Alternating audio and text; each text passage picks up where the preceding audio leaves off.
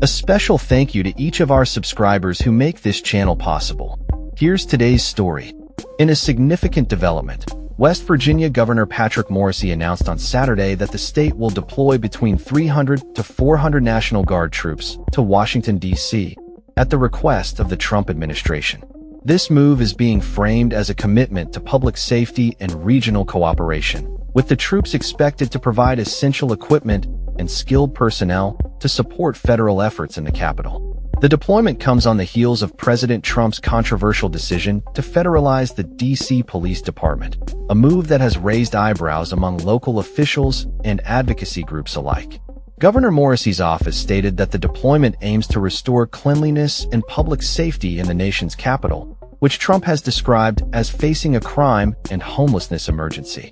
However, data from the D.C. Police Department indicates that violent crime is at a 30-year low, having decreased by 26% since Trump took office in January. Critics argue that the president's actions are more about political optics than actual public safety. Last weekend, Trump made headlines by ordering homeless residents to vacate the streets or face forcible relocation, a directive that has been met with widespread backlash. Local officials have attempted to address homelessness through humane measures, contrasting sharply with the federal approach. As tensions rise, the deployment of the National Guard has sparked a debate about the militarization of local law enforcement and the role of the National Guard in domestic policing. Drew Galling, a spokesperson for Morrisey, confirmed that the National Guard received the order late Friday and is currently organizing the deployment. A White House official noted that the additional troops are being called in to protect federal assets and create a safe environment for law enforcement. The presence of the National Guard aims to deter crime while providing a visible security presence in the city. However, the Chamberlain Network, a veterans group advocating for the protection of democracy, has voiced its concerns. They argue that deploying the National Guard for policing duties detracts from their primary mission of community protection.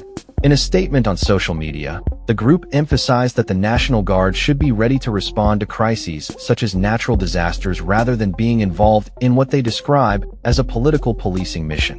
As the National Guard troops arrive in D.C., they are reportedly engaged in administrative and logistical duties, as well as community service projects like area beautification. While they are not currently authorized to carry weapons, a formal order allowing military police officers to carry firearms is expected to be issued soon, although the specifics of this order remain unclear. The situation has escalated with the federal government's increasing control over D.C.'s Metropolitan Police Department, which was federalized under the District of Columbia Home Rule Act. This move allows the president to assume emergency control of the police force for 30 days, raising questions about the implications for local governance and civil liberties. As the National Guard prepares for their mission, Major General Jim Seward, the West Virginia Adjutant General, expressed pride in the troops' commitment to serving the nation. He stated, "We stand ready to support our partners in the National Capital Region and contribute to the collective effort of making our nation's capital a clean and safe environment." The deployment of the National Guard, alongside various federal law enforcement agencies, has already resulted in nearly 200 arrests since the federalization of D.C.'s police.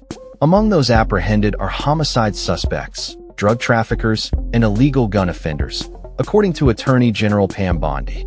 As the situation develops, it remains to be seen how this increased military presence will affect the dynamics of public safety in Washington, D.C., and what long-term implications it may have for local governance and community relations. The ongoing debate about the appropriateness of such federal interventions continues to unfold, with numerous stakeholders weighing in on the issue. That's all for this story. We upload videos every day covering many different subjects, so hit that subscribe button to stay informed. Thanks for watching.